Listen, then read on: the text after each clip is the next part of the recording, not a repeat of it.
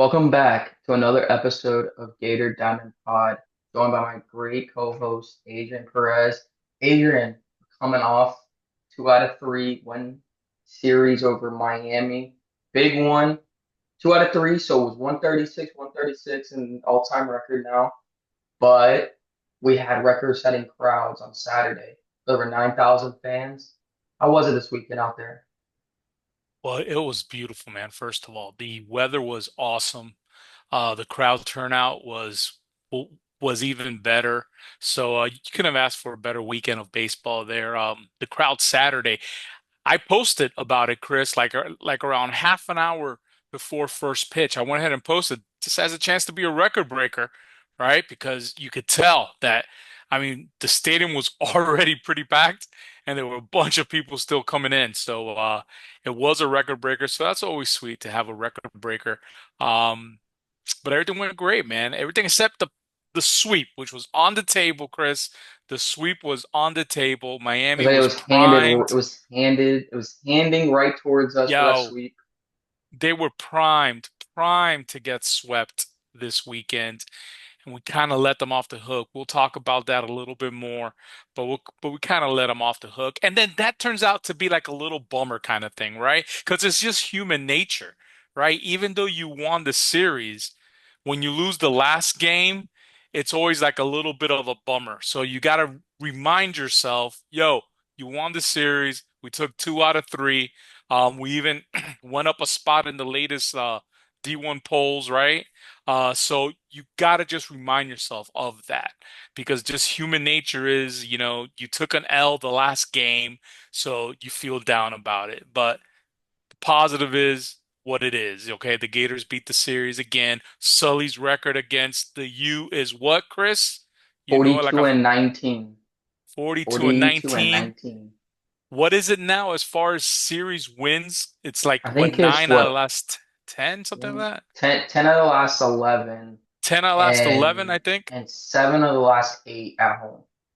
Domination, bro. Domination, man. So that's awesome. So you just got to remember that. All right, Gator fans, you got to remember that. I know Sunday turned out to be a little bit of a letdown there, but hey, it's not all that bad, Chris.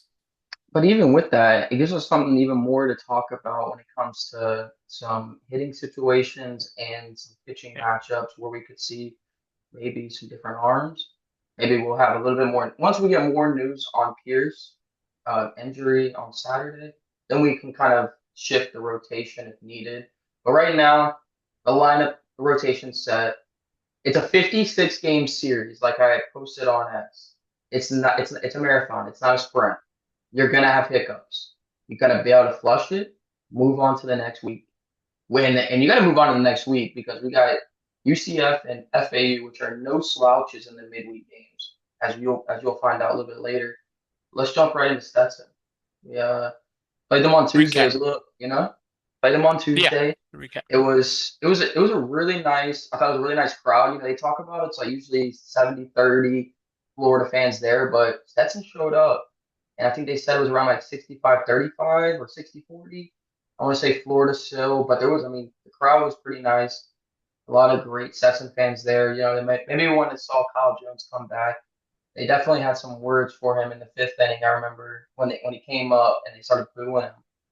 They were out there booing Mm, when he came up to nice. came up to bat. But Florida took the win 6-1. But the game was a little controversial. And I would say what the seventh inning, right? Seventh inning controversial, I believe where so. Maybe a little bit earlier than where that.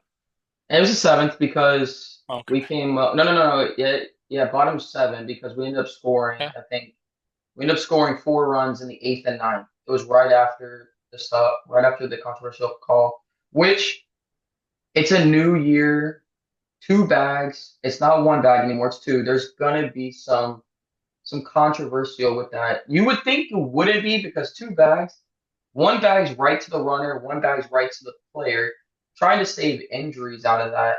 And good on Michael Burney. They say they came down to Michael Burney giving the call, even though Florida's on defense, but it's his job in the dugout to watch first base. And he saw from that play right away that he touched the white bag instead of the green bag. So good call on him. Florida challenge. Florida won the challenge. Stetson coach wasn't too happy about it. It's a 2-1 game at this time, and that would have been a game time run, but he flip flops. Florida's out of the inning, no runs scored, and the coach decides to protest. 2 days later, they got denied of the protest. So I think there's still some shakeup with that because supposedly, from what I heard from the broadcast, is that if a drop third strike happens, the defense has the right to the inside. And that I don't know if Sure. you know anything about that, but Yeah, Florida that's true. technically would have had, if it was a drop third strike, Florida would have the right to the inside of the bag, and the hitter has the right to the outside. Correct. So, but is it inside the bag, meaning more towards the dugout side? Then is that considered Correct. inside? Yeah. So Yes. So for like someone reading the play, then if it drops third strike, then you know that okay, you can go towards the white base instead of the green base. yeah. If it's a drop third strike and the ball goes, towards like the right of the catcher kind of, so to speak, right? Towards Hmm. like the first base dugout, that you Hmm. always see the catcher pick it up and then he'll motion with his arm to the first baseman, hey, outside, outside, right? Or inside, I guess. The first baseman is going to then take the green bag, so to speak. And once the first baseman takes the green bag to facilitate the throw from the catcher, the runner then has to go to the white bag. But that's the only time that the runner is going to go to the white bag. Every other Hmm. play at first base, the runner has to go to the green bag if there's a play. If if it's a double, a ball's in the gap or something to that effect. There's no play at first base. The runner just runs for a double like he would normally do. He's going to hit the corner of the white bag, cut it, and go to second base. That's fine. Um, but Chris, personally, I'm a proponent of the rule. I like it. I think it's good Hmm. for player safety. Okay, ankles should get a break from when the pitcher covers the bag, right, and stuff like that. A lot of times the runner will step on them, or the pitcher will step on the runner, mess up their ankles. I'm also I really like it though for the play in which like a bunt, a swinging bunt, and like the runner would, the way that it Use used to yeah. be, Chris, the bag was in fair territory. So the runner's running in fair territory to run straight to the bag. And then when the catcher would throw the ball, hit him in the square of the back, then the runner now all of a sudden is called out. The Gators got called for that like 2 or 3 times last year. Okay. Hmm. And that's very frustrating. So that takes care of that problem 100%. Okay. The runner should be going to the green bag clearly outside the baseline. So I'm a proponent of it there. Uh, Another thing about that rule that I found very interesting was in the Stetson game, the runner hits the white bag, okay? But then that's per the rule, it's treated as if he didn't Touch the touch bag the at bag all. at all. So per the rule, if he comes back and then steps on the white bag, he's safe. So as a defensive player, you have to tag him immediately. So that has to happen real quick. So if you say it was Michael Burns who saw it, he had to relay that information to the first baseman. And the first baseman had to tag him, okay, before he got back to the bag. The umpire had to see it. Obviously, he has to tag him, and then you call for like the quote unquote the Hmm. appeal, and then they'll go ahead and have a look at it, and that's what they did, and they called him out. He clearly touched the white bag, ran straight to it, never touched the green bag. But that's an interesting thing, man. You have to touch him. You have to tag him out before he gets back to the bag. I didn't know that until this. So, Actually, take it back. It was a blue bag. I'm thinking about this right now because because ours is green, yeah. The Yeah. broadcast brought it up and was wondering why Florida has a green bag, Stetson has a blue bag. I've When seen a Stetson's red bag. colors are the Stetson colors were Yeah. green, Florida's are blue. Maybe they just don't want color components. And I don't know. Who I've knows? seen I've seen red in some highlights. Some teams have a Hmm. red bag. I don't know if there's a rule on what colors. All I know is it's got to be a different color. That's for sure.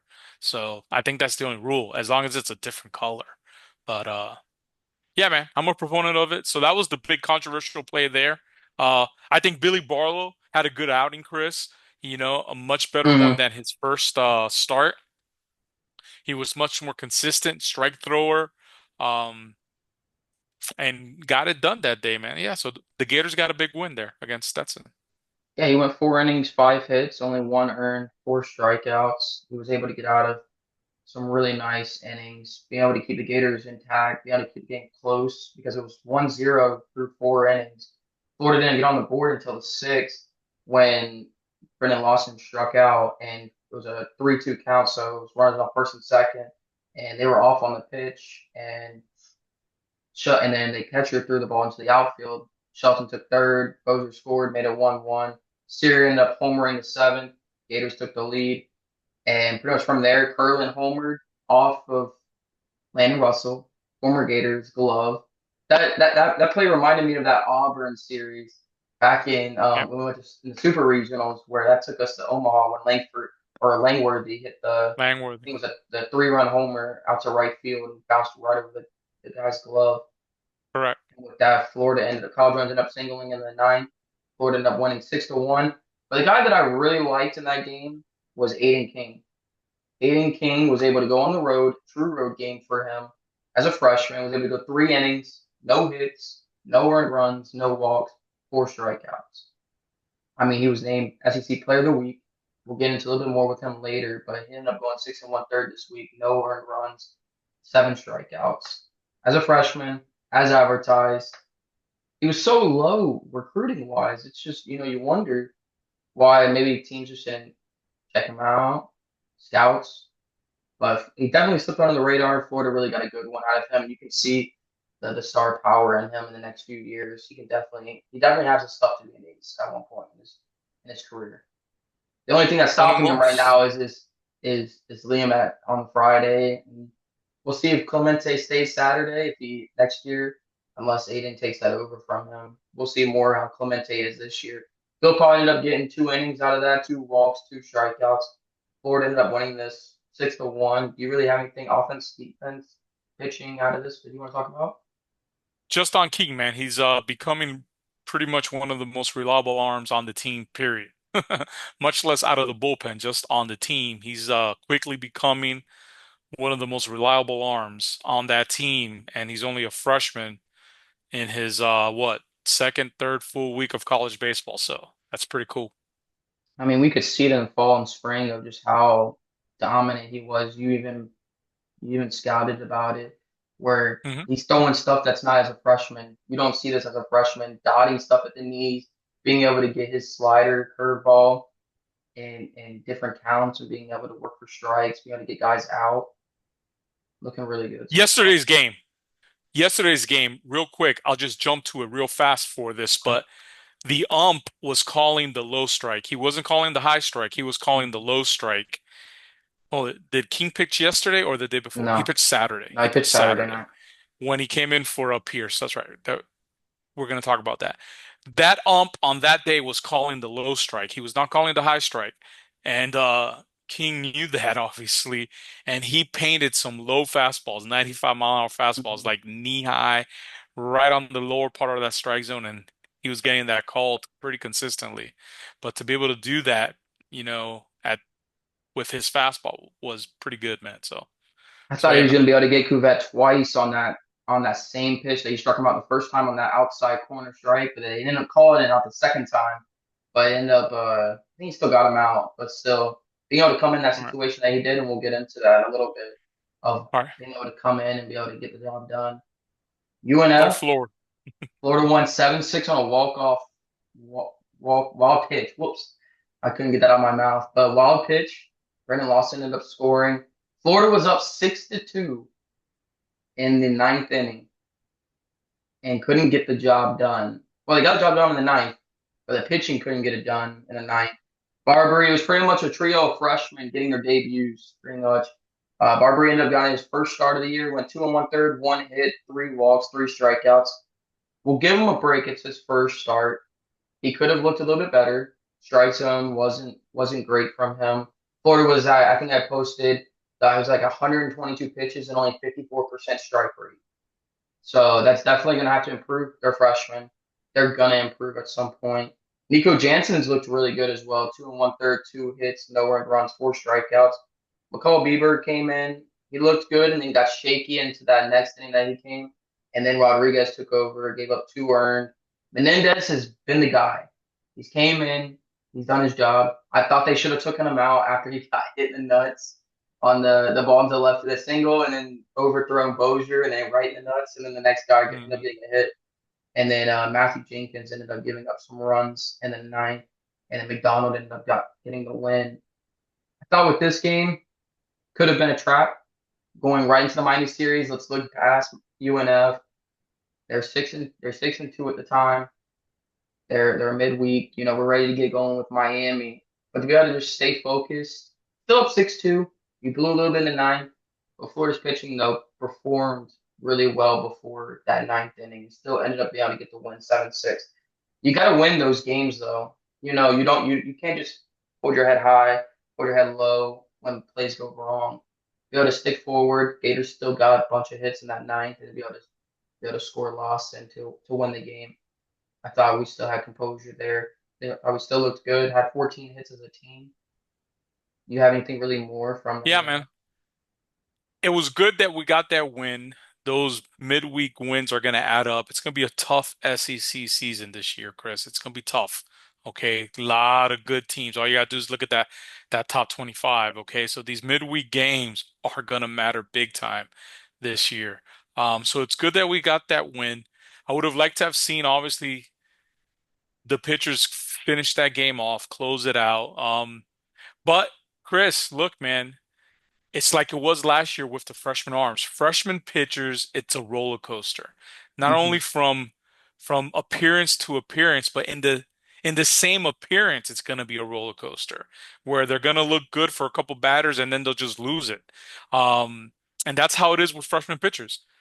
We dealt with that last year, but look, all of a sudden, those freshman pitchers last year are basically your three of your aces coming out of the bullpen, right? McNeely, Menendez, and Philpott. Okay. So very rarely do you have freshmen that are ready to come in and be given huge roles and be able to perform consistently. Okay. That's very rare. It's gonna be a Mhm. roller coaster. I categorize it as, it's pretty obvious right now. I mean, it's pretty obvious how Sully sees it.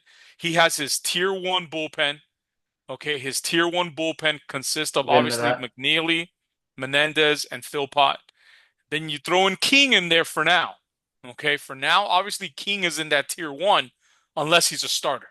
Okay, and if he moves into the starter role, whoever he replaces in that starter role is gonna then be part of that tier one. And my money is obviously that it's got to probably be Clemente because no matter what, Pierce cannot pitch out of the bullpen.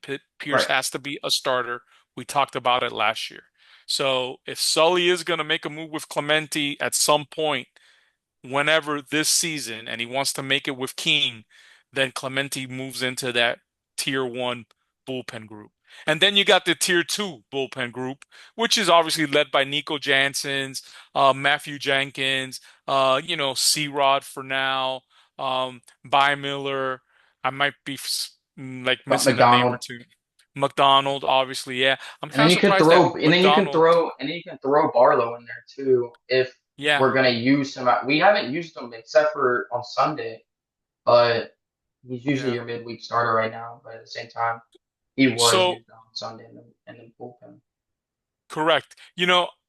I was a little surprised that McDonald didn't come into that game on Sunday. Okay, I was a little surprised about that.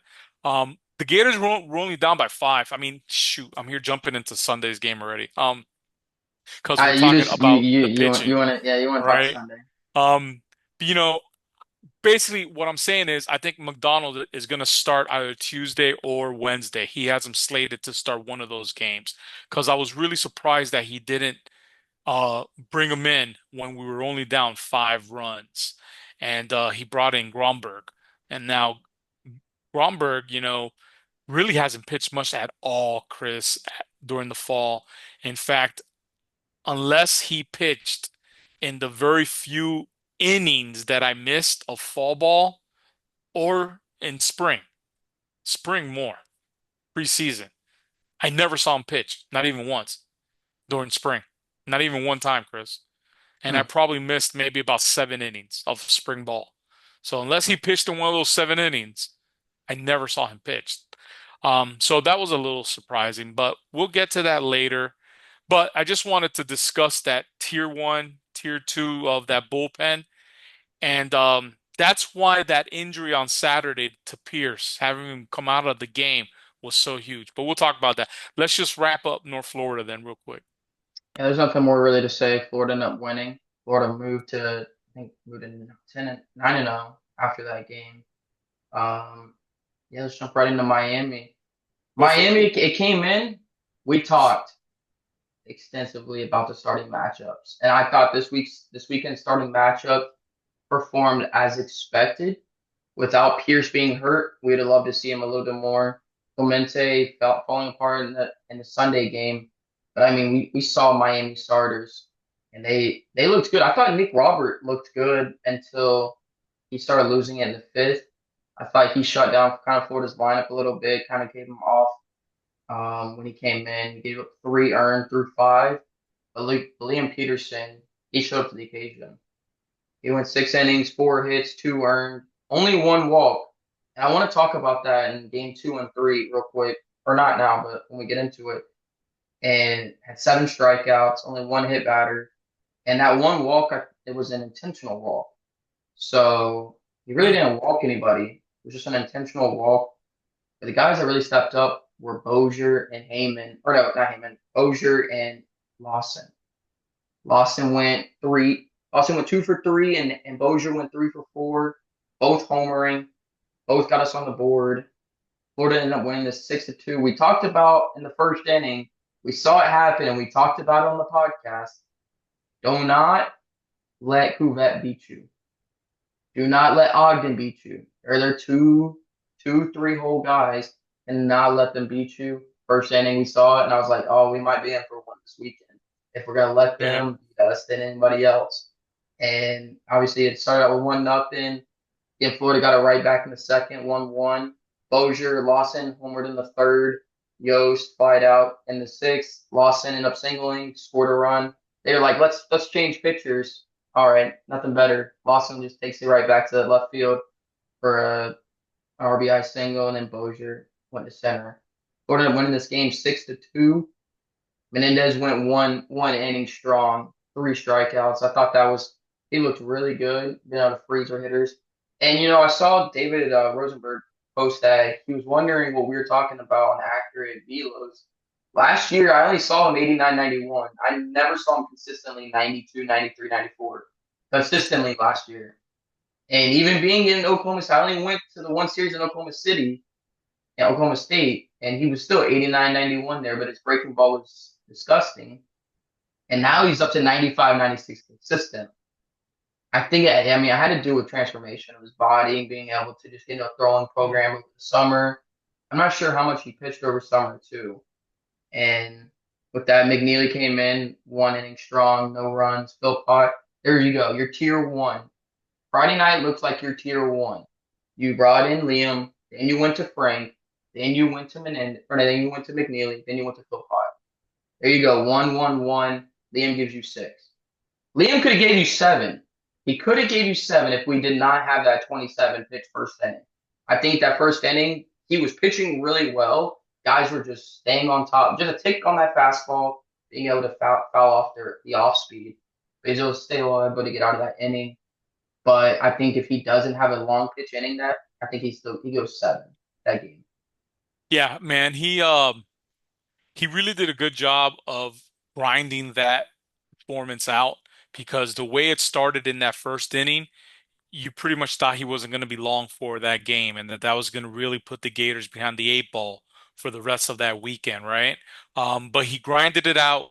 He was able to keep his pitch count somewhat in check there on after that first inning and was able to give you six solid. He gave you a quality start, just like you said. And that's all you could ask for from a starting pitcher, especially for your Friday night guy, man. It's just to get a quality start. Okay, to Hmm. set that tone. We've talked about that numerous times. And then you saw the Sully formula, man. You saw the Sully formula that he's going to want to use this season. He's going to want to just go to Frankie, Luke, and then Philpott. That's going to be his formula to close out games, man.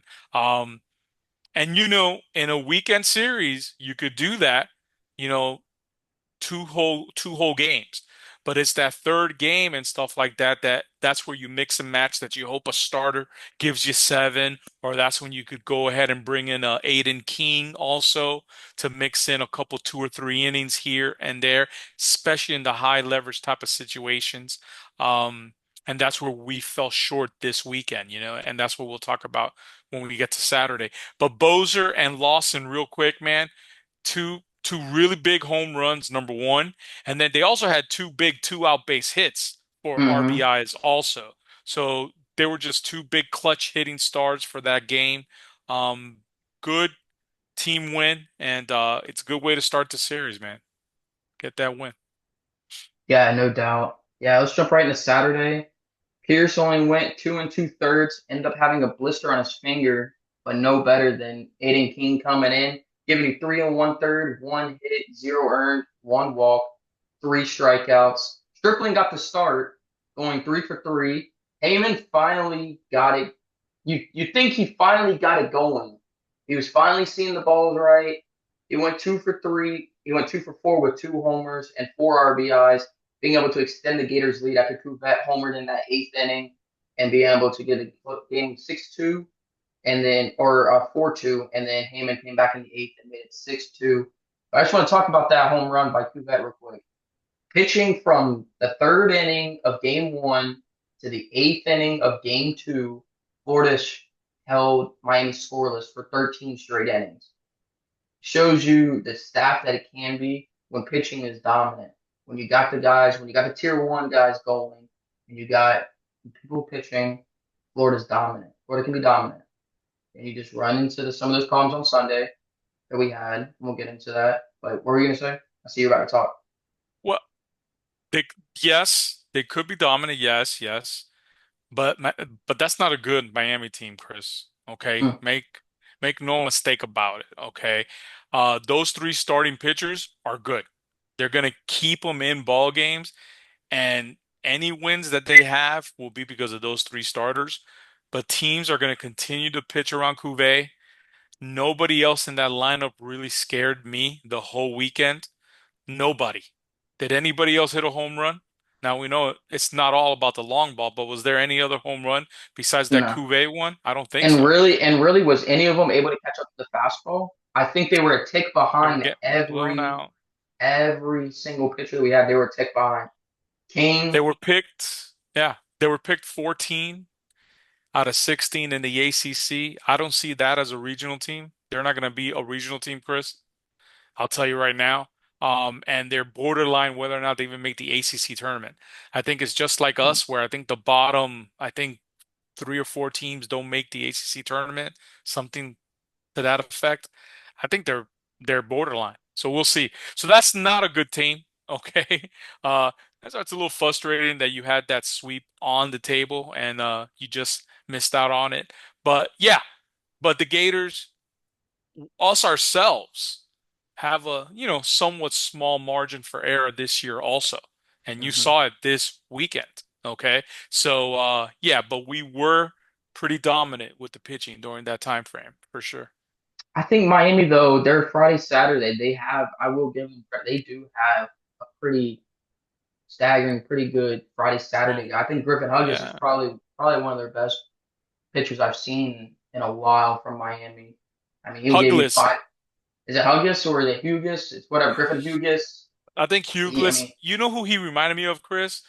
oh Uh, he reminded me of Greg Maddux. He was like a Greg Maddux type. The way he would locate his pitches, man, was pretty impressive. I mean, he yeah. had one string where he struck out like five straight Gators or something like that, hmm 4 or 5 straight Gators. I mean, he had And 8 through 9, or no, he had 8 through yeah, 4. He was just mowing us down, dude. And it wasn't with 98-mile-an-hour fastballs, which it was funny. I was watching him warm up, Chris, and you really don't see it often. Honestly, I've never seen it. Uh, the pitcher warming up doing like long tossing. And I'm talking about long tossing. He was pretty much in the right center field gap up against the wall, throwing it all the way to the left field foul pole. That's how he was warming up, Chris. The day he pitches, you never see that. Okay. And Mm. he has an arm. So I thought when he was going to get up to I had never seen him pitch before and stuff. So I'm thinking this guy's bringing 98, 98, 99, dude. This guy has a gun, you know? But it was anything but that. He would go, he'll pump it up to what, 92, 93 when he I think really he's like wanted 9, to. yeah, 93. Oh, did he ever touch 92, 94? 93 average. I I don't don't know if he think he ever touched touched 94. 94. I think he topped out at 93, but his location with his fastball, his location with his slider, his chain was all pinpoint, man. And that's how he was striking guys out, just with unbelievable location. Very impressed with him. Uh, those are the type of guys that just try and get their pitch count up, man. Get their pitch count up. Everybody take a strike and get out of here. Go get into their bullpen, and that's what they did. Miami's bullpen was very unimpressive, you know. Uh, and we took advantage of it there on Friday. Yeah, yeah, But it we was a did. scary, but real quick, for the Florida team to remain composed after the start to that game, you know, where you had Curlin leave with an injury in the first inning, and then you had what happened to Pierce there, in the third inning or so. For them to remain composed and win that game, relatively easily, you know, very impressive, because a team, when something like that happens, man, it could shake you up, man. Your starting No pitcher, doubt. he goes out in the third inning and, you already lost your second baseman and who's one of your team leaders here in the first inning. It's kind of scary. So they Curlin's came back probably going to with miss some some composure. time for sure. They're probably saying it's a dislocated shoulder. He was in a Hmm. sling, so he probably will miss some time. But the Gators, and I will actually speak on this real quick. They have the talent around them to have infielders right now. With Nadeau can move to second, or you can have Stripling play third, Bozier play second. I mean that double play that Stripling and Bozier turned was like almost like you said, almost like they've been playing that position for all season. It Hmm. looks nice. I think they both Florida's infield they can move around. Obviously Shelton and Lawson will stay put. You can move Bozier around. You can move Stripling. You can put Nadeau at second. Just don't put him in center. He's never played center in college. He's only played third. He played a little bit of first, shortstop, and second. That was like us putting Wyatt Langford in center in the College World Series and trying to tell him, hey, all right, go track down fly balls out Yeah, I hear there. you, but Like you're playing left field. I hear you. But listen, man, I saw him playing center field. He played center field all of fall league when Jones was out all of fall. Nadeau played center field the entire fall. Never saw him drop anything. Okay. He made every play out there. So that was a huge drop he had on Sunday. Big time error. Led to a couple more runs, kept the momentum going for Miami, dug the hole for us a little bit deeper. But that was kind of like a snowball thing there for us, I think, in that game, in those set of 3 or 4 innings. But I wouldn't go too hard on him, Chris. On Pierce real fast. I did want to touch on Pierce though. You know, Pierce gave no indication that there was something wrong. Nothing that I saw, dude. His fastball was about the same that has been pretty much the whole year. He was 90, 91. I think I remember him pumping a couple here, 92. He was mowing them down, mowing Mm-hmm. every hurricane down, man. His slider was really nice too. He was getting a bunch of swings and misses on his slider. He wasn't showing any type of discomfort up there, Chris. It's not like, some guys when you see something wrong, guys will like in between They'll pitches, indicate. yeah, they'll like go to the back of the mound, take some deep breaths, maybe look down, take a look at the dugout, stuff. He didn't give any indication. He was just getting it and pumping it, you know? Then all of a sudden, he walks two guys after he gets two outs, two relatively quick outs. He ends up walking two guys, and Sully. comes out, and you're thinking, all right, he's just gonna settle him down. Yo, man, you got two quick outs, a couple walks, just settle down and get this guy. Let's get back into the dugout and a hit, you know? And and before you know it, Pierce is walking back to the dugout. Now, it looked like to me Aiden King was already warming up. He was already up by the time Sully got to the mound. And unless something was going on in between innings, there would have been no reason for Aiden King to be up, obviously. Hmm. Oh, all right. So something already was going on in between innings that obviously Sully and the coaching staff were being made aware of by Pierce or by a trainer. Who knows? Now, when it happened later on in that ball game, I did get notified by somebody, you know, that that I trust that it was a blister. But then post game, Sully did not confirm that. And I put that on the post, right? Not confirmed, but indications are it could be a blister, which is best case scenario, which in my opinion, that's best case, obviously. But Sully didn't confirm that post game, Chris. In fact, Hey, he said it was something else. And from hmm, what I heard, it was his shoulder was bothering him a little bit, hmm. So they don't think it's anything serious from what I've heard, but I don't know. Is it a shoulder? Is it the blister? Sully didn't confirm the blister, so he did confirm. I don't know if he said shoulder though, but that's what I've Well, gotten since then. some reporters also said post game that it was a blister. So Yeah, so I don't know. So we'll see. As of yet, no update on his status. We don't know anything. Do you know anything? I don't know No anything, update on but his all I status. know is if it is a blister, if you look towards Max Fried, he's also had two blisters in the majors, and he's missed a few weeks at a time from that, just to be able to get it right because it's his pitching hand, right? Was it his left hand, the You would blister? imagine, yeah. You If would it imagine, was, yeah. then being able to throw is going to take some time to be able to get that blister right and be able to get that form and be able to get the grip back with that. But let me speak on it. So Florida's recruiting coming into the season, it's a margin of error for starting pitching. Florida, if you look, they didn't go out and get starting pitching. They got freshmen that they knew that can be started at some point. They got some bullpen guys like Arlo and Jenkins, but there was no starting pitching that were except for Barlow. Barlow did start on Sundays, but then he started midweek. He'll come into relief, but mostly it wasn't Sunday guys or any guys that had been proven starting roles. So really moving forward, if Pierce is hurt, then you're gonna throw probably somebody in that Sunday role, either move Clemente if they want to take Clemente out after his performance. You can move King. You can move maybe Barlow into Sunday, but then you're really thin now on pitching when it comes to bullpen. You're having to rely on mostly McNeely giving you 2, 3 innings, Menendez stretching some, Philpott as well. You got Yeah. Jenkins.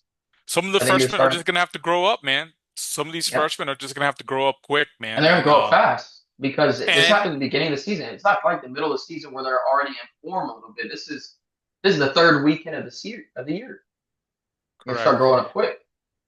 This is also when those injuries to like Skylar Sanford and Rittner, Reitner Yep. Yep. Right now. also come back, especially Reitner because Reitner pitched in the fall, and he looked great.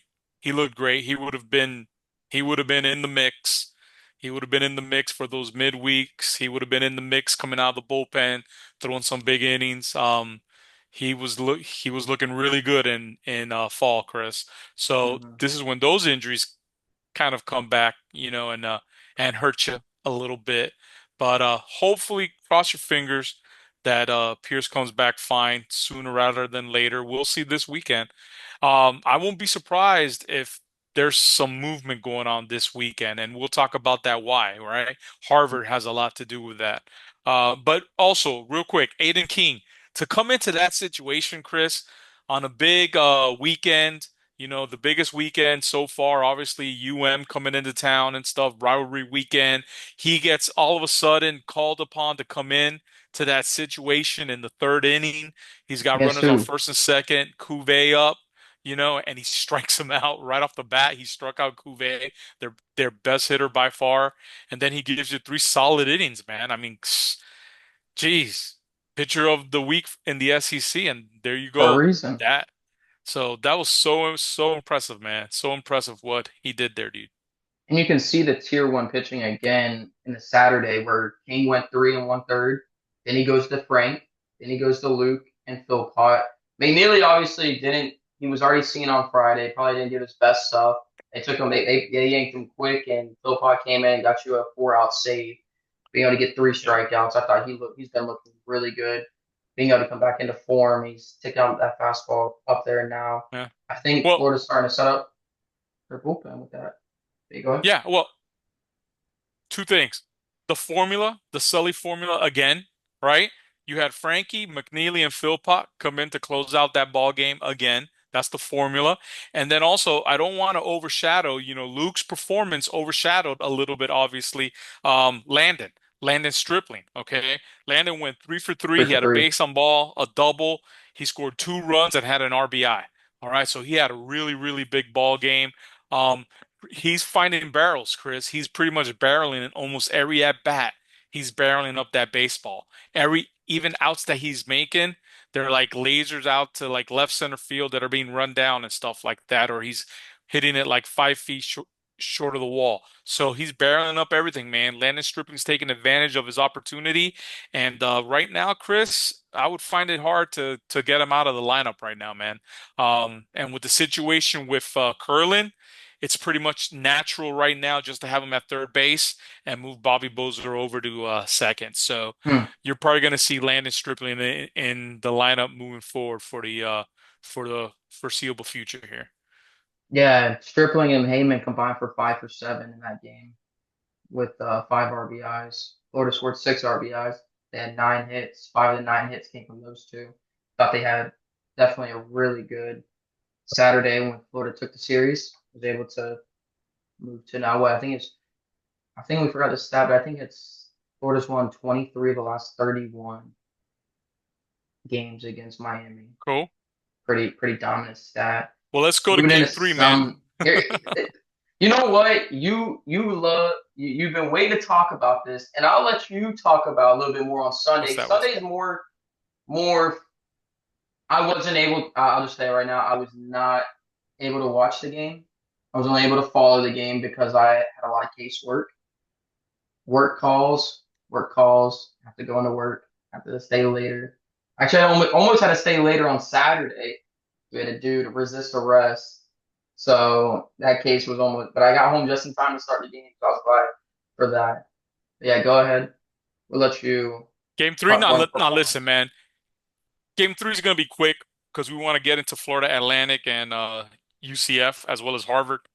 Look, the seeds to the loss to game three were planted on Saturday when Pierce comes out of that ball game, okay? When Pierce comes out of that ball game Saturday and you had to bring in Aiden and you had to burn him, okay? Mm-hmm. You had to burn him completely and then you had to burn the rest of the bullpen of your tier one guys. You had to burn them to get that win Saturday. That's what sets up then the loss on Sunday. And I posted about it on X Sunday morning, right? I posted about it, putting there about how these are the available bullpen arms that Sully's going to have today. Okay. So it's imperative for Clemente, if the Gators are going to get this sweep, to give you, I put six solid innings of a quality start, but at bare minimum, obviously five. Um, Once Clemente didn't do that, okay, and he had the issues he had in the third and obviously in the fourth inning, he ended up just going 3 innings because he didn't get an out in the fourth inning. So he just gives you 3 innings. Once that He gave you, happens, he gave you 4 innings. no. He gave you three, and then in the fourth inning, he walked and he hit the first two batters and he was gone. So he just went 3.0, man. He just went 3 point innings, three Well, complete. Florida, I didn't watch. You watch. You got to stay there. Yeah. But Um, Florida has him at 4 innings, 2 hits, 4 earned. is it 4 innings? So did that happen in the It fourth? must have been in the fifth inning then. Was it The five runs that were the five okay. runs were in the fifth inning. Okay. So then that was the fifth inning then. All right. It's my bad. So he gave you four innings. He had the issues in the fourth inning when he walked two, hit two, gave up two runs. And then to start the fifth then is when he ends up walking the ninth place hitter who was hitting a buck 90 or something. He walks him and he walks then and then he hits Cuvée or whoever was hitting second that inning and he was gone. So once that happens, and now you got to get into the bullpen for five whole innings, um, that's when you had problems, right? So that's the margin for error that Florida has Mm-hmm. this season, right? Because if Pierce doesn't go out on Saturday and Pierce gives you five, six strong innings, you're probably able to mix and match the rest of that game with King, McNeely, Philpott, and Menendez. With those four guys, you'll be able to probably just have to use two or three of them max. So you would have had one of them available to come out in that fifth inning and settle things down yesterday. Okay? So Mm-hmm. that just goes to show you how the margin for error is kind of thin right here. Okay. And Sully knows that, I'm sure. And he's trying to find people in that second tier that he could depend on. He probably felt he could depend on Nico. Okay. Because Nico had a Yep. great performance midweek. But what's Nico, Chris? It's a true freshman, man. And this is what a true freshman pitchers are right here for the most part. He did the Not same thing in the everybody's. mid. He did the same thing in the midweek too, where his first what was it him or McCall? Where his first batter was a four. I think it was McCall. 5 Millers. I Actually, think no, it's McCall. it was McCall. McCall had the fourth pitch walk. Take that back. My bad. Yeah. Yeah, so once that happens, Nico then comes in, he walks a guy on four straight, then he comes out. Then this is when Sully makes a decision, right? Because I think Billy Bartle's the midweek guy. Mm-hmm. I think Sully still felt he could win that game at that moment. Okay, we had four runs. We had their pitcher on the ropes a couple of times. So Sully's feeling, hey, my guys could still get to this guy, knock him out. Their bullpen's trash. We still got runs in us here, man. So I think this is when Sully went for the sweep and brings in Barlow. Okay. At least a senior guy, a guy who he feels he could count on to settle things down. He was just looking for somebody to settle things down. Clemente had been walking and hitting all of his last six batters faced. Basically, Nico just walks a guy on four pitches. Sully's trying to find somebody to settle things down. And that's when he went to Barlow. But by bringing in Barlow, like I posted, now you made Tuesday at UCF that much more difficult, right? Which we'll talk about now in a bit. But once he brings in Barlow, Barlow did not look bad. The ball just starts rolling, man. The snowball effect just takes place, and everything Barlow threw up there, all of a sudden the Hurricanes all look like Carl Yastrzemski and Rod Carew. They're just tagging line drives right up the middle, right? Nothing that they did the entire weekend. And they just kept hitting line drives up the middle. I think they hit three or four straight hits, and they busted the game open right then and there. And once that happened, I think that's I think Sully gave it one more inning, and that's Mm-hmm. when their guy now, the guy that we had on the ropes for like two innings, that we had him knocked out a couple times. Okay. Now, guess what, Chris? Now he settles in. And now he settles in and gives you a couple scoreless innings. And Mm-hmm. once that happens, I think Sully just decided, I'm done. I'm done today. It's not going to happen. We had the dropped fly ball in center field. You know, I think that's when Sully, you never want to say you give up on a game, but by bringing in That was the white flag. Gromberg, Gomberg was the. I'm not even in. Hey, no, yeah, nothing nothing wrong against with the kid, Gomberg. Nothing nothing against kid, you at bro. all. But that But was the white flag when you know that you haven't thrown so much in the fall and spring, and we're bringing him in. Now we're just yeah, consuming innings. Now we're just getting guys that, hey, give me some innings.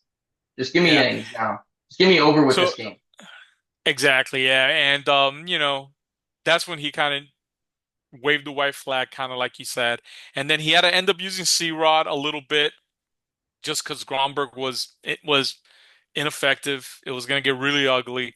C-Rod settled things down. And we got out of there with at least not getting run ruled. You didn't want to get embarrassed either, have freaking Miami put up a 20 spot on you. So we got out of there, and that's it. It's unfortunate. I think the sweep was there for the taking. Brody hit a bomb. It looked like we were going to knock their guy out, like I've said a couple times already. We had him on the ropes. We just couldn't get that last big hit to really bust it open ourselves. Okay. I think I've it it escapes me now, but it might have been Landon Stripling hit a laser to left center, ended up being a sacrifice fly, but it was like that much You talking about away on from being a. Saturday I'm talking about or on Sunday. Sunday? I think I'm talking Sunday. I might have Okay. gotten confused, but it might Because have also happened on Saturday. there was a time he came in as a pinch hitter in Saturday's game where he did the job where the line drive into center and he Yeah. looked like he could have dropped and scored a run. I think it happened Sunday too. I might be wrong, Hmm. but I think I it didn't watch the happened game like Sunday, Sunday so also. that's I think I and I posted don't on miss it. many games. I don't miss many Yeah. games either. I think I posted on it, but we were real close, Chris. The moral of the story is that we were real close a couple times to busting it open, man. So, Mm-hmm. but anyways, it happens. So, there we go. That's the Miami series. So Miami series, hey, 2 out of 3. We always talk about. Both of us were wrong. I thought one of us would be right, and I was hoping that we wouldn't run roll them one time because I wanted that. I wanted that prediction to be right. You had one run rule as a sweep. I had just a regular sweep. Florida still took 2 out of 3. We took the series. That's all that matters. We still outscored them. We gave up 13 runs on Sunday. You would think that we'd get outscored. We actually outscored them 19 to 8, 18, 19 to Oh, 18 in the final overall. So we still won fair and square overall hmm. runs and in the series. Yeah. Yeah, let's jump It's right rough into giving up these. 18 runs to that team, man, because I don't think that team could hit a lick, Chris. I really don't. But anyways, Maybe it was my jinx because I had posted on our post game stuff that Florida's pitching was at a 2.5 ERA through 18 innings as a team as a staff through 18 innings. We had a 2.5 ERA, yeah, and now you're thinking, what is that? 18 runs over 3 games. Now we're at 3 yeah. because that's what By the way, 18-6. Yeah, 3.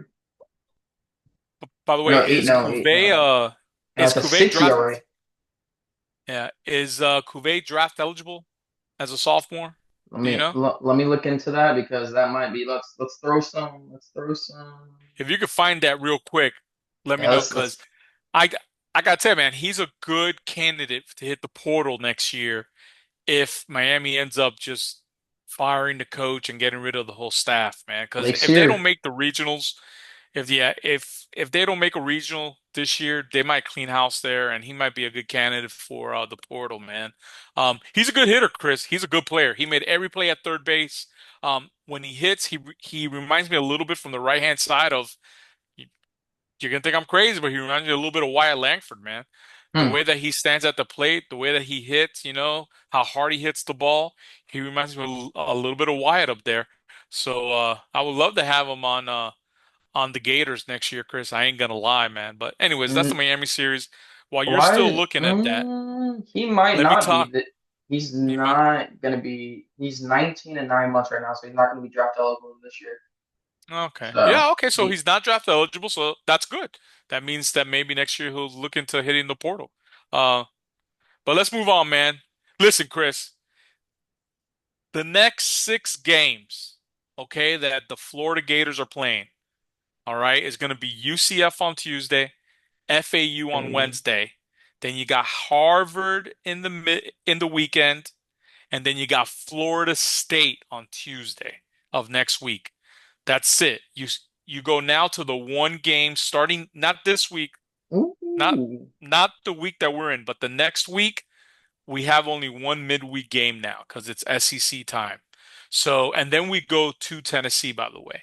that's in But the 10 next days. 6 games, yeah, but the next 6 games, Chris, um, Harvard is gonna be the worst team we play the entire season. Okay.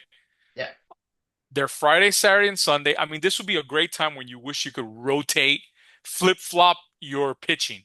have your three weekend starters pitch Tuesday, Wednesday, and then one next Tuesday. But obviously, Sully's not going to do that. You know, you can't do that because you can't play with these kids' arms like that. But it'll be interesting to see how Sully approaches these midweek games. Tuesday and Wednesday, Chris, are big games. Okay, Hmm. UCF and FAU are going to score high in the RPI. They're going to be big wins. You know, you're going to sweep Harvard, obviously. You better sweep Harvard. And then you got Better. Florida State. Okay. And you know that you want to beat Florida State, obviously. They're number They're ranked six. ahead of you. Yeah. Yep, So they're number six. it'll be interesting. So we're going to go a little bit more in depth, right, into UCF and FAU because they're big games. So let's go into UCF first, Chris. You got that. Yeah, Go ahead. let's hit some. There's two guys actually on UCF that were Florida players at one time. The Yeah. great Karsten Fenvall and the He's still great there. Matt Prevez. Not Matt Prevez is only he's Perez. only he's only started in 6 games this year, but he's hitting 330. He's got 2 homers, 10 RBIs. Their other big outfielder, Andrew Williamson, he's hitting 364 with an 1100 OPS. He's got 16 hits so far this year, 3 homers, tied for the most on the team, 13 RBIs. And let me look at his strikeouts right here. He only has I think 5 strikeouts in 11 games so far. So he doesn't strike out often. They hit 332 as a team. Their guy that they're gonna throw, Matt Saucer, I think he's looked really good. And Oof. some of the videos that I've seen, he's like 91, 92, but his changeup's like 84, 82, 84. That thing sinks on you real quick. The changeup's really good. He has a really good curveball at 80 or 78, 81. And he's been able to dominate so far through the 2 weekends he started, or the two midweek games. And then they also have Chase Creason.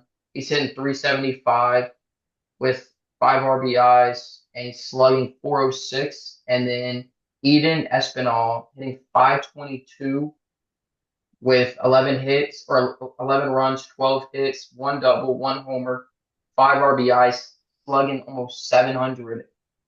And he only has 3 strikeouts. This team doesn't strike out often. They only have, I think, 56 through 11 games. I think Florida had 30 something this past week themselves.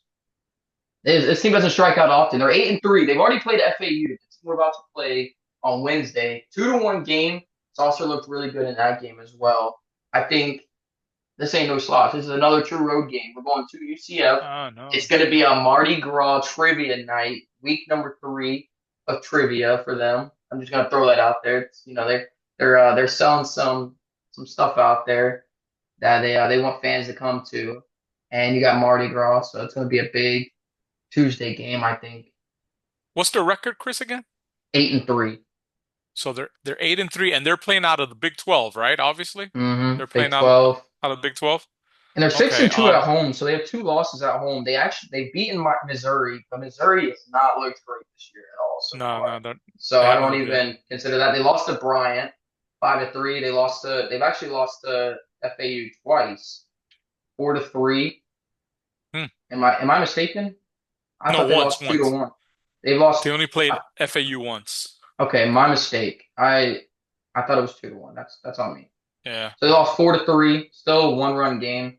FAU beat them with that. So Well, really, midweek. Who are we gonna go to? That's the thing. Is the biggest thing is who are we gonna start? You got Barbary that started last week. well, Barlow threw 50 pitches on Sunday.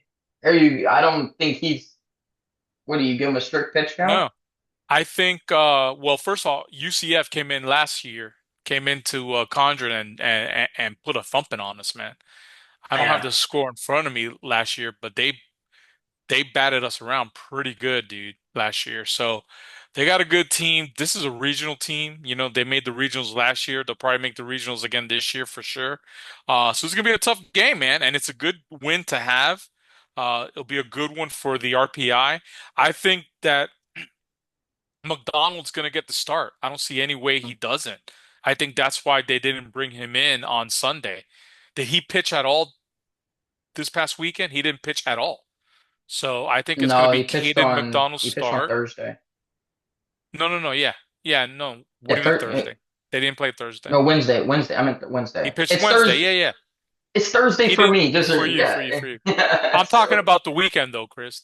The yeah, no, weekend. He not didn't the pitch at weekend. all this No, weekend. no. So I think it's going to be Caden McDonald getting the start on Tuesday. Uh, and then on Wednesday, honest, see, man, this is one where you know that tier one level pitchers out of the Mm-hmm. bullpen that we're talking about. Mm-hmm. Honestly, Chris, you shouldn't need them for Harvard. Okay, so if Sully really, really wants to play it this way, he could just use those four tier one pitchers, King, McNeely, Philpott, and Menendez, and use them Tuesday and Wednesday. Or you can just be like Michigan State last week and just play 21 innings of baseball over Well, three we games and haven't just got into run. that yet. Yeah, We haven't got into the Harvard preview yet I think as to why we're we're just talking like jumping. this. Yeah, we're jumping Yeah, around a lot to this pod. but it'll be UCF is I think better. Well, heck, Florida Atlantic beat UCF, so I would have thought that UCF was a better ball club, but they got beat by Florida Atlantic. So we'll see. But Florida Atlantic on Wednesday, okay, Florida Atlantic is out of the American Athletic Conference, Chris. Mm, They didn't make the regional last year. They were picked middle of the pack in their conference this year by D1 Baseball, but they're off to a good start, man. They're off to a 10-1 start. Their only loss was a 5-3 game against UConn. That it was a mhm. series that they had at home. They've beaten Miami in the midweek and they've beaten UCF in the midweeks. Okay. Their midweek pitcher starter has been the same. His name is Zach Kilby. He's a lefty. You have a scout on him that he's a junk baller. And if anybody follows Gator baseball, they know that left-handed junk ballers kill us. Absolutely kill us. Mhm. Okay. So we'll see what we do against him. I expect him to get the start. He's had the start against every other midweek opponent. After that, he usually goes about 4 or 5 innings, and then they mix and match it with their bullpen, Chris. But this guy Kilby, his ERA is 3.38. He's pitched 10.2 innings, given up 9 hits, 4 runs, 3 base on balls, 8 Ks, and the opponents are hitting 214 off of him. So his numbers are not extraordinary, but they're not bad. So expect to see him, a left-handed junk baller pitching, starting for Yeah, FAU on Wednesday. and that shows you that they can be able to bypass the midweek games and be able to throw a guy like him. I mean, he's only sitting 85, 89 from the videos I've watched, and he's really, I mean, be able to get through UCF, be able to get through the other midweek. I mean, Yeah. good on them. But I mean, Florida hopefully looks on that one, can tee off a little bit with him. I'll go ahead and highlight three hitters for them. Their double-digit HR guy from last year. He's their big returnee. His name's John Schroeder. He's been hitting Mm, in the middle of the lineup for him, like 3 or 4 slot. He's a left fielder, a senior outfielder. Like I said, he's off to a little bit of a slow start, man, or I'll say a big slow start. They're expecting big things out of him, but he's only hitting 105 this year, Chris. He's at a 105 start, no home runs, 3 RBIs. That's it. That's all he has going, man. mm. So, don't let him get hot on Wednesday in the Conjuring. Their hot hitter is a TCU transfer that they got, who's playing right field for him. He's a junior by name of Jake Dewar. He's a left-handed hitter. He's hitting a whopping 520, man. He's hitting a whopping 520 with 1 home run, 9 RBIs. He's got 26 hits. So he is hitting the cover off the ball. He's basically hitting in the two-hole for him. So Jake Dewar right now is their big hitter. Their leader in home runs is a guy by the name of Jake Millen. He's hitting 325 with 3 home runs and 12 ribbies. He's a senior first baseman, a switch hitter as well. Okay. Mm. So those are some of their bats to look out for, Jake Dewar and Jake Millen. So the Jakes. Whenever you see a Jake come up to bat for him, Be careful. That's probably one of their best hitters that they got going on right now, Chris. But UCF on Tuesday, FAU on Wednesday. Those are your toughest games of the week. Okay. Did I lose you? Nope, There you're you here. go. Those are your toughest games of the week. Um, I tell you what, it takes guts, Chris. If you're Sully, it takes guts today to sit down with Cop, your pitching coach, and say, yo, I think this is the strategy we're going to take. All right. Mm. Our tier one arms out of the bullpen, we're using them Tuesday and Wednesday. Okay. We're using them Tuesday and Wednesday. I want these two wins. And we're going to treat the weekend like if it's a midweek game. How about that? Because in the weekend, going against Harvard, you should sweep Harvard with no problem. With your three starting pitchers and your lineup, you and me should be able to come out of the bullpen and sweep Harvard. You know what I'm saying? Why? Let's talk about Harvard, Chris. Go ahead. Let's Yeah, quick Harvard is a quick preview. whopping 0 and 6. The only interesting stat that I have on them is they haven't played a home game or an away game. You can consider it away game, but it's considered neutral site games. They played 6 neutral site games against. They played Michigan State, and then I'm losing the other team off the top of my head right now.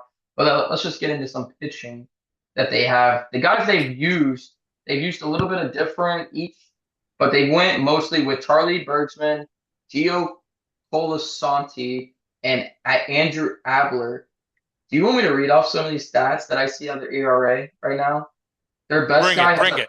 their best guy's a 4.5 ERA, a 5.40, 7.71, 9, 11, 16, 16, 19, 24, 27, 99. Those aren't any RBIs. Those aren't any home run stats or anything. Those are ERA stats.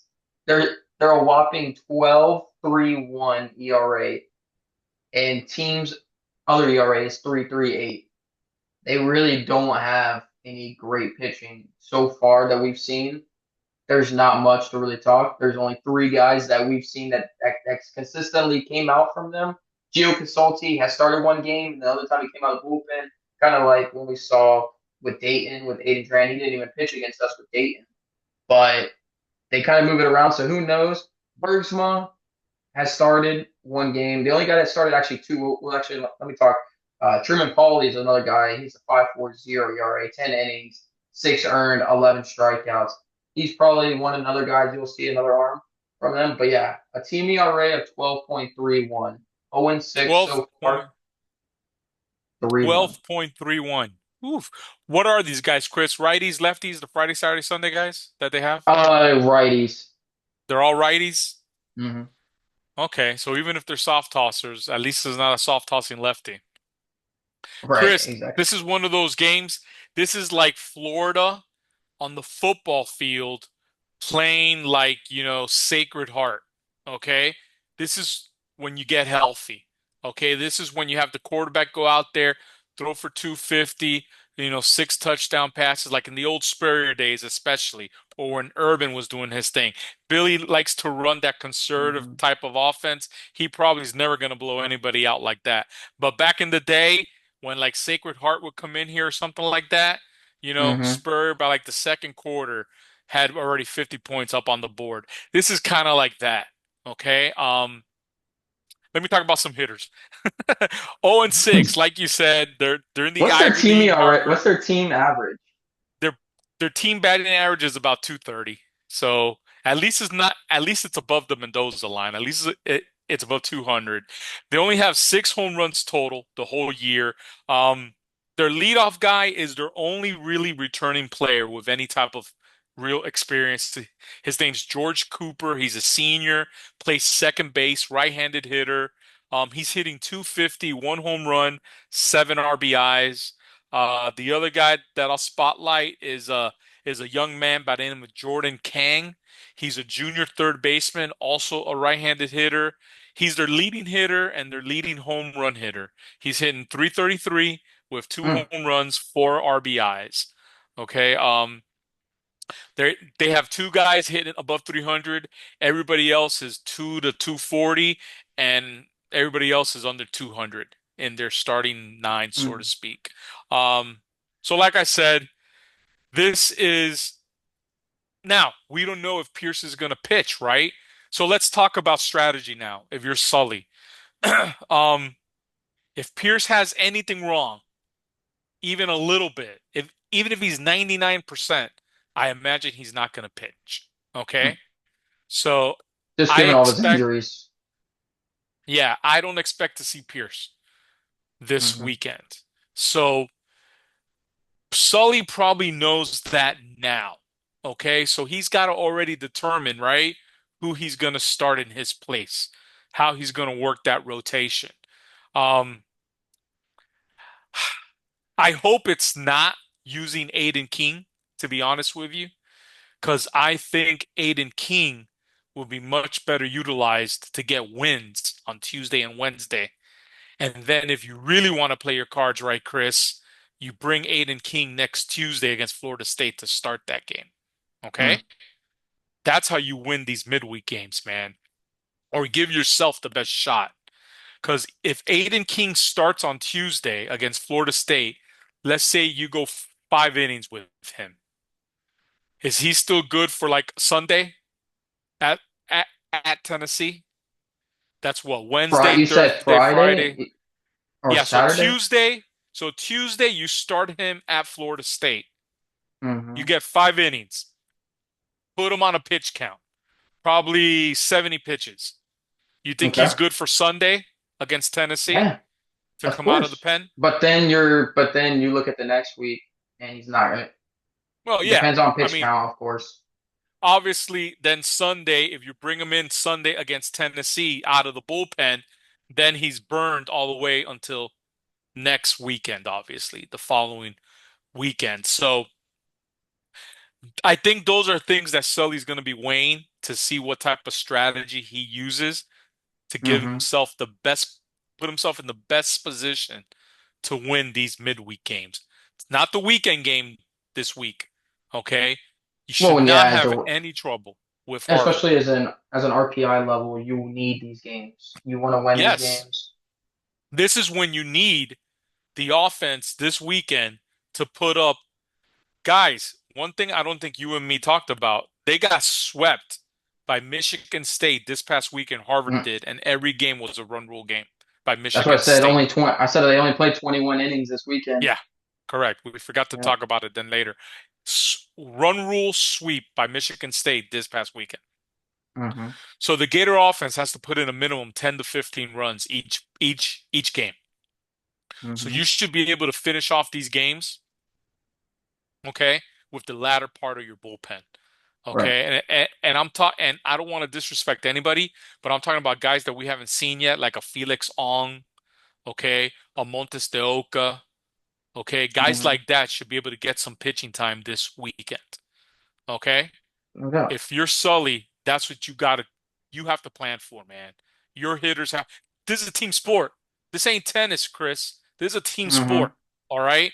The way you save your pitching and set up your pitching is by your hitters doing what they got to do this weekend. Okay. It's a team sport.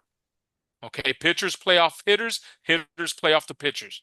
That's what it's all about. Okay. So let's see how it all starts on Tuesday, man. I'm just ecstatic to see who he starts tomorrow. I just can't wait to see it. I'm actually trying, and that's why I'm looking down right now. I'm trying to figure something out, see if there's any updates on who's going to start tomorrow. But there's nothing so far yet. But with that, I mean, it's pretty Anything set in else that you stone. got? Actually, I like to make sure just to get the stuff right out there. Bergsma is a lefty. Take that back. It was in my notes right in front of me, and I looked at it, and I didn't, and I said, all righties for some reason. I think I was looking at Eleanor, but no, Bergsma is a lefty. It's the only lefty we'll Who's see. that? Who's that? The That's Harvard guy? the yeah Harvard guy. Yeah, What Bergsma. day That's does the he only. pitch? He usually goes. He hasn't started. He usually comes out of the pen. On a pen. Okay. So Um, what Sully might do is like the Pierce situation really throws a monkey wrench, obviously, It's an it unfortunate one. it throws a monkey wrench in a sense of it's a Saturday. It's a tricky situation because then we're moving guys up. or we're putting another guy in that Saturday spot, or we're gonna move Clemente up, put him in a Sunday Yeah. spot, or you're gonna put somebody. Then if you put somebody in a Sunday spot, then they gotta make sure they don't throw too many pitches because we got FSU on Tuesday, and then make sure they're really ready to go on Friday. So you really gotta be meticulous about who you're gonna be throwing on this weekend and who's gonna I start. think I think if Pierce can't go, being that you used up Barlow yesterday with what 50 plus pitches, I think so Barlow's 49, yeah. 49 or So 50. so Barlow's burned for Tuesday, okay? Um for Wednesday, heck, that's only what 2 days? It's pretty much somewhat burned for Wednesday. I mean, Mm, maybe you could get an inning or two out of him, but does he not have much the more than brain? that. Does he have the Brandon Neely dog in him to come out and throw the You next day after 100? so if Pierce is out this weekend, which I think he probably will be, right? Then I think you start Barlow on Sunday. You use Barlow as your Sunday starter. Yeah, that makes sense. That You makes sense. you you just move up Jake obviously to Saturday, and you start Barlow on Sunday, and Or you hopefully don't Barlow move could give Jake. you. Listen to this real quick. Or you don't move Jake up and you leave Jake because Jake, you need to solidify some spots, like moving guys up, moving guys back, losing rest, losing this. Yes, Jake threw what 70 pitches. He could have probably, if he didn't throw more, maybe, but maybe you just plug in Barlow. It's Harvard. Plug in Barlow for that Saturday, just for that spot. Leave Jake on Sunday. Just don't move because then you're moving around for Tennessee. You're moving guys around. Then he's either gonna have extra rest or he'll have less rest if you're going to move Jake to Sunday or Saturday on against Tennessee. You kind of want to make sure you don't mess with their rest too much. You see what I'm kind of saying?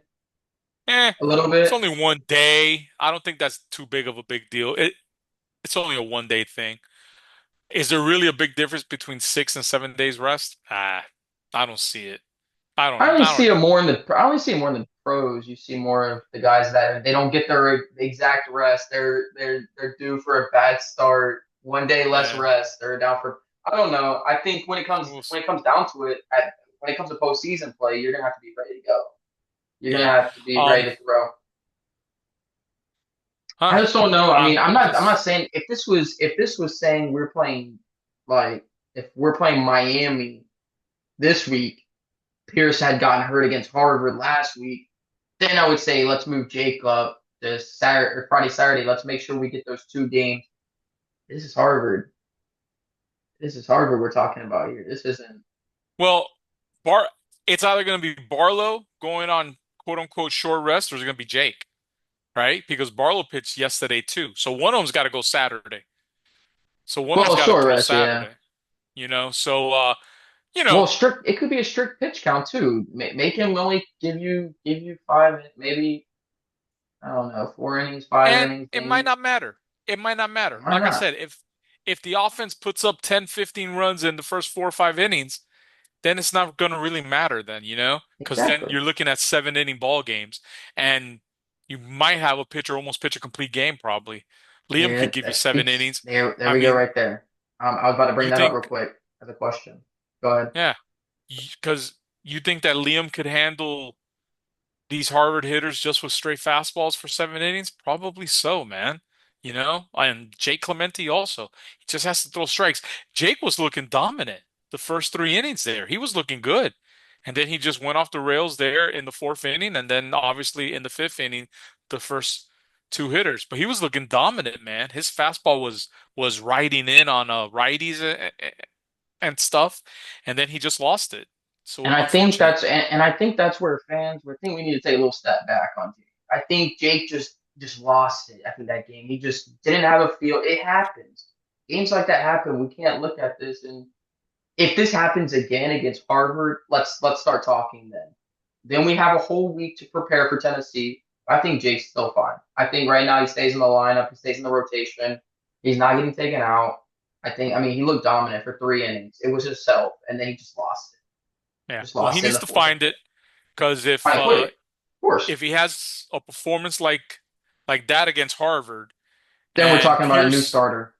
and Pierce misses the start because of whatever injury he has against Harvard, now you're in a bad spot going into Tennessee, bro. Because Tennessee is good. Tennessee is good. Okay. And Keenum's a dog. that's gonna be a geeked up environment there. All right. First SEC weekend. They're celebrating their national championship. And lo and behold, who comes to town? The hated Florida Gators. So we need to get this squared away this weekend, Chris. Okay, a couple guys need to get squared away. So we'll see. That's all I got, man. And there's not What much we more to gonna do? talk about. It All was right. there's not much more in depth to talk about of a weekend series. We actually probably went more in depth on a midweek, which we usually never really do. But with the opponent we're playing, I think next week's gonna be a really good pod. We're gonna be in depth with the midweek and the weekend because we got the good old Dolores State in Tennessee. Foreshadowed next pod. Make sure you are here ready for this pod. Tune into this one. Tune in. Make sure you be ready to tune into the next one because it's gonna be an exciting one. But Hey, yeah, go real ahead. quick. Next week, will any team play a tougher week of baseball than that?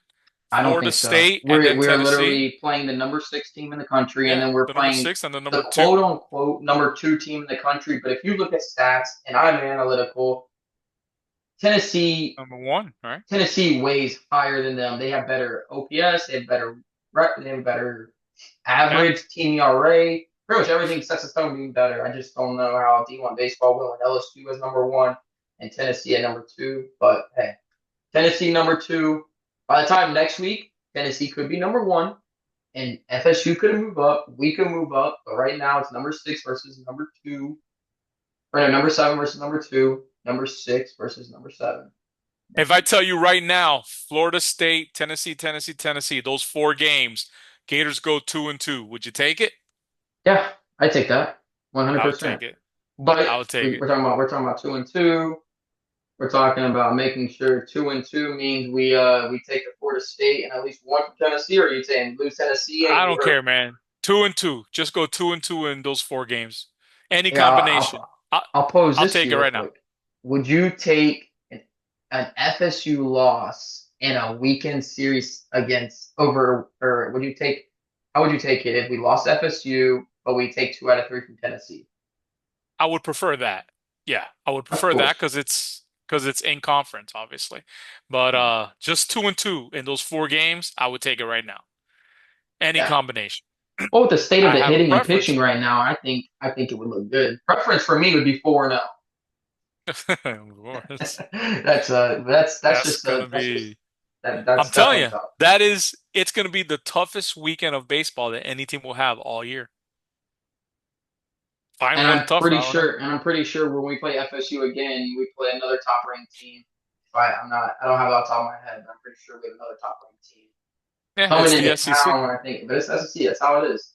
Like we said, Yeah. Florida could be 14th in recruiting, 14th in the rankings, and still be 14th in the SEC. This is how good SEC is in baseball. All right, man. Let's wrap it up then, bro. Wrap it up. But hey, everybody, thank Uh, you for tuning in to Spotify and YouTube as we're still dealing with Apple. Probably gonna be dealing with Apple for a while, trying to get that settled. And so Spotify and YouTube listeners, thank you all. Like and subscribe. Leave us a message on YouTube. You can even leave us a message on Spotify. Give us a 5-star rating on Spotify if you really like this. Subscribe to us on YouTube. We're still building our subscriptions on that. Trying to get up to at least 100 for now. Up to 1,000 is preference for by the end of the season. We'll say end of the season. Does that sound good? End of the season, that'll 1,000 work. subscribers. That'll work. There we go. But as always, 4-0 or 5-0 this week. 5-0 this week, right? Ooh, hope so. Predictions. You wanted to No, that's predict right. We next haven't week. got Let's predictions. let's let's let's predict. I say we sweep the weekend, we split the midweek. Which I one? It's say 4-1. I think UCF's gonna be tough on Tuesday, man. gonna be a tough one. I think UCF at UCF on Tuesday is gonna be a tough one. Mm. So we'll All right. see. So are we gonna Hopefully be I'm wrong. are we finally gonna be different? I think I'm gonna go 5-0 this week. You're going four and Go one. for it. Yeah, man, that's Four and good. one. All That'll right, four work. and one. As Hopefully always, you're thank right. you. Hopefully you're right. Hopefully I'm right for sure. But hey, everyone, thank you all Okay. for listening. for this. Go Gators, as always. We'll see you on the next pod. All right.